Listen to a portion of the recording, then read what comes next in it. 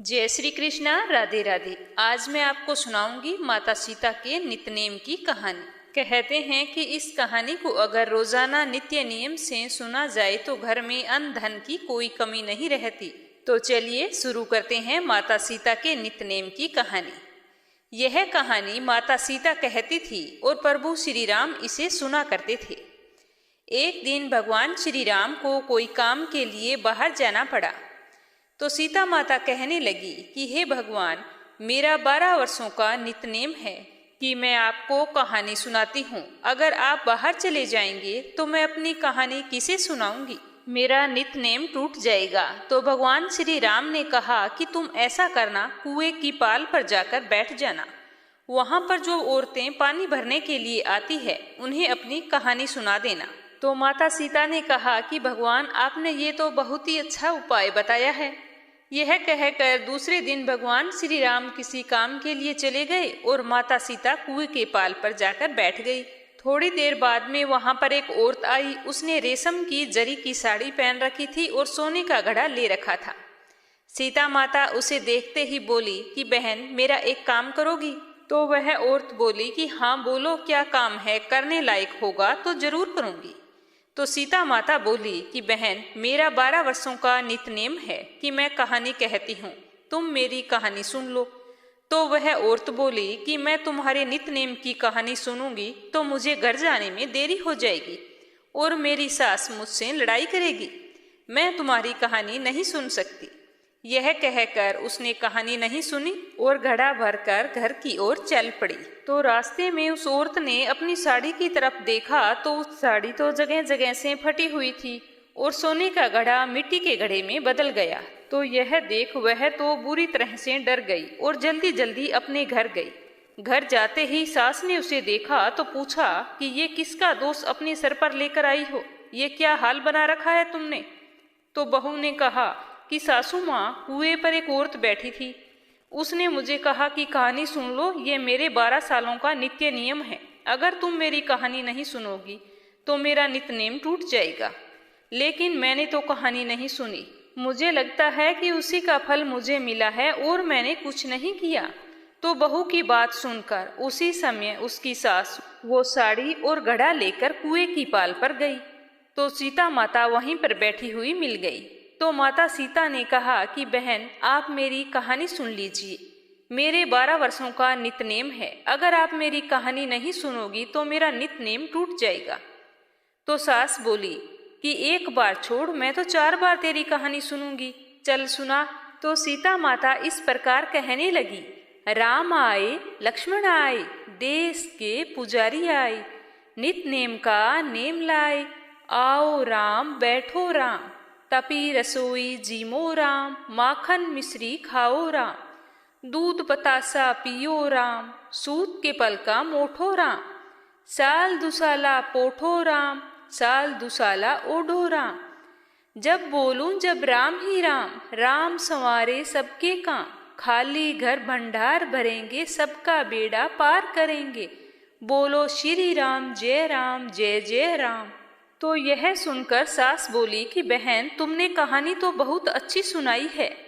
कहानी सुनकर सास घर चली गई और उसकी साड़ी फिर से रेशम की बन गई और मिट्टी का घड़ा फिर से सोने के घड़े में बदल गया।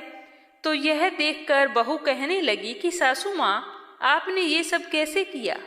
तो सास ने कहा कि बहू, तुम दोष लगा के आई थी और अब मैं दोष उतार कर आ रही हूँ। तो बहू ने कहा कि सासू माँ, मुझे कुछ समझ में नहीं आया। आप मुझे ढंग से बताएं, वो कुएं वाली स्त्री कौन थी? तो सास बोली कि वे माता सीता थी।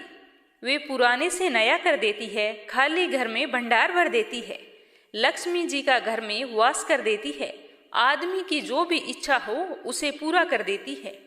तो बहू बोली कि ऐसी कहानी मुझे भी सुननी है। कहानी ना सुनकर मैंने बहुत बड़ी गलती कर दी। सासू माँ, मुझे माफ कर दो और अब आप मुझे वो कहानी सुनाओ। तो सास बोली कि ठीक है, आराम से बैठो और श्रद्धा से सुनो, मैं कहानी सुनाती हूँ। तो सास ने इस प्रकार कहानी कही, राम आए, लक्ष्मण आए, देश के पुजारी आए, नित्यनेम का नेम लाए, आओ राम बैठो राम, तपी रसोई जियो राम, माखन मिश्री खाओ राम, दूध बतासा पियो राम, सूत के पल का मोठो राम, साल दुसाला पोठो राम, साल दुसाला ओढ़ो राम, जब बोलूं जब राम ही राम, राम संवारे सबके काम, खाली घर भंडार भरेंगे, सबका बेड़ा पार करेंगे, बोलो जय श्री राम जय जय राम। तो कहानी सुनकर बहू बोली कि सासू माँ, ये कहानी तो बहुत अच्छी है। तो सास ने कहा कि ठीक है, इस कहानी को अब हम रोजाना सुना करेंगे। अब सास बहू रोजाना सुबह सवेरे जल्दी उठती, नहाती धोती और पूजा करने के बाद नित नेम की सीता माता की कहानी कहती। एक दिन उनके यहाँ उनकी एक पड़ोसन आई और बोली कि बहन जरा सी आग देना। तो वो सास बहू बोली कि अभी तक हमने तो आग नहीं जलाई। तो वह बोली कि आग नहीं जलाई तो अब तक क्या कर रही थी? सुबह तुम 4 बजे से खटर पटर करने लगती हो, करती क्या हो? तो उन्होंने कहा कि हम सुबह जल्दी उठकर स्नान करते हैं, उसके बाद में पूजा करते हैं, फिर सीता माता की नित नेम की कहानी कहा करते हैं। तो पड़ोसन ने उनकी बात सुनकर कहा कि सीता माता की कौन सी कहानी है, इसे कहने से तुम्हें क्या मिलता है? तो वो बोली कि सीता माता के नितनेम की कहानी कहने से घर में भंडार भर जाते हैं और सारे काम सिद्ध होते हैं, मन की इच्छा पूरी होती है। तो पड़ोसन ने कहा कि कब तक सुननी होती है? तो वो बोली कि ये छोटी सी कहानी है, नित्य नियम बना लो, रोजाना सुननी होती है। तो पड़ोसन कहती है कि बहन अगर ऐसी बात है तो मुझे भी ये कहानी सुना दो, तो मेरे घर में भी सुख समृद्धि का वास हो जाए। तो वो बोली कि ठीक है, तुम बैठो और ध्यान से सुनो। तो इस तरह से सास बहू सुनाने लगी कि राम आए, लक्ष्मण आए, देश के पुजारी आए, नित नेम का नेम लाए, आओ राम बैठो राम, तपी रसोई जियो राम, माखन मिश्री खाओ राम, दूध बतासा पियो राम, सूत के पल का मोठो राम, साल दुसाला पोठो राम, साल दुसाला ओढ़ो राम, जब बोलूं जब राम ही राम, राम संवारे सबके काम, खाली घर भंडार भरेंगे, सबका बेड़ा पार करेंगे, बोलो जय श्री राम जय जय राम। सारी कहानी सुनने के बाद पड़ोसन कहने लगी कि बहन यह कहानी तो बहुत अच्छी है, मुझे बहुत अच्छी लगी। अब तो यह कहानी मैं रोजाना कहा करूंगी। और वो अपने घर चली गई। अब रोजाना वो पड़ोसन भी नित नेम की कहानी कहने लगी। तो कहानी कहने से सीता माता ने पड़ोसन के भंडार भी अन्न धन से भर गए। अब तो पूरे मोहल्ले में नित नेम की कथा चल पड़ी। हर घर में माता सीता के नित नेम की कथा कही और सुनी जाने लगी और हर किसी की मनोकामना भी पूरी होने लगी।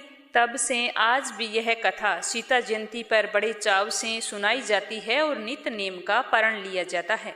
हे सीता माता, जैसे आपने उनके भंडार भरे वैसे ही आप हमारे भंडार भी भरना।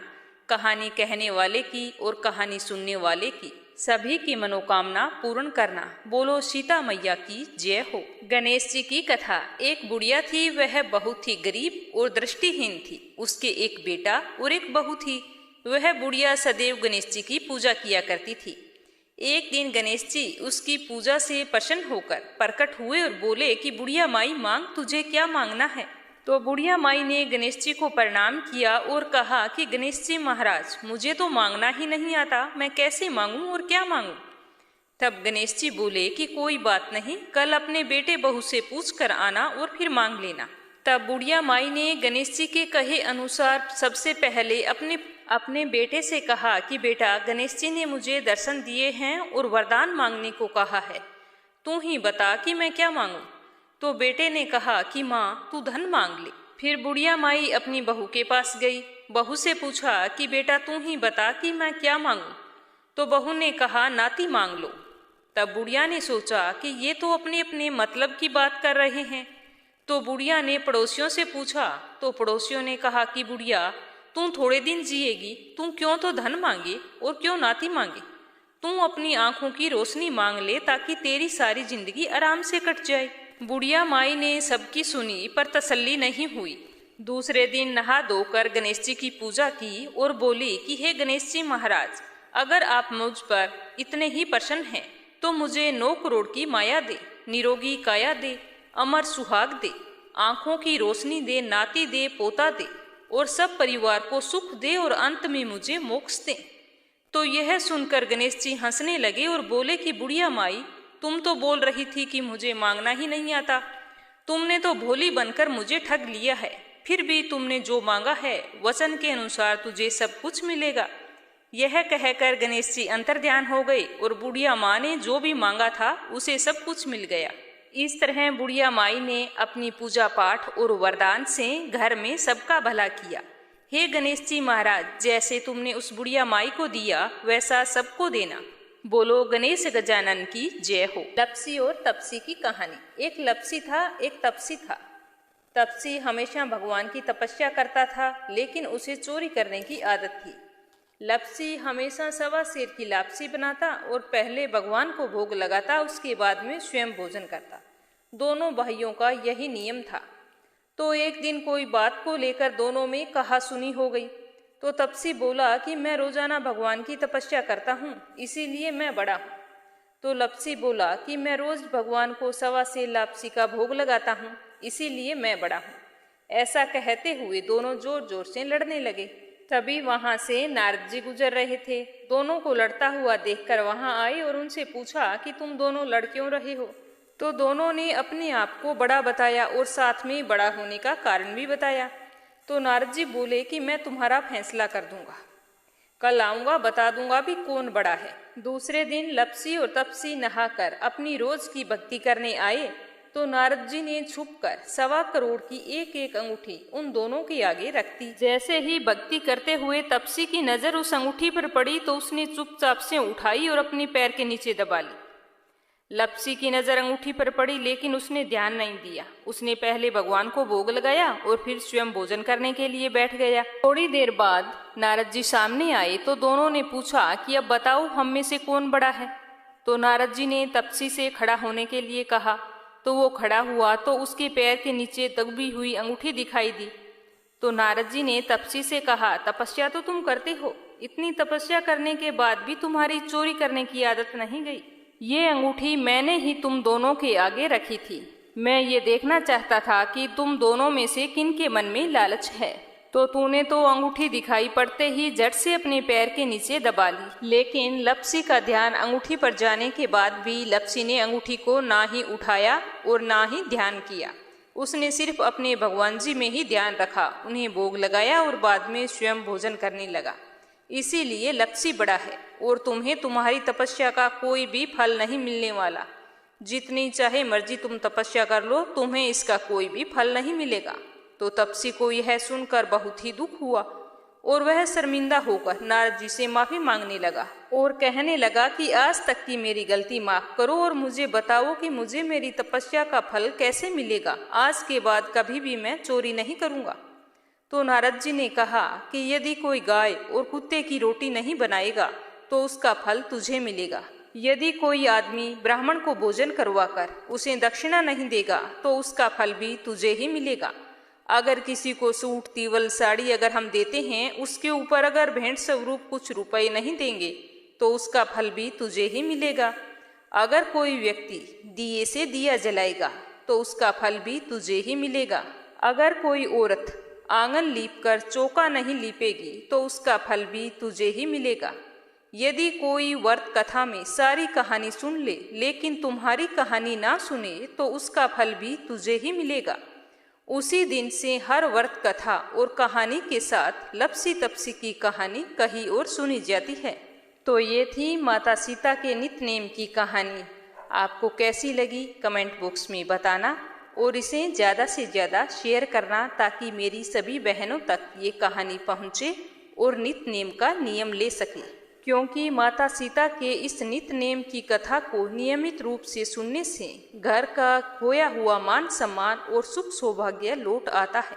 घर में अन्न धन के भंडार भर जाते हैं और मन की मुराद पूरी होती है। पूरी कहानी सुनने के लिए आप सभी का बहुत बहुत धन्यवाद। जय श्री कृष्णा। राधे राधे।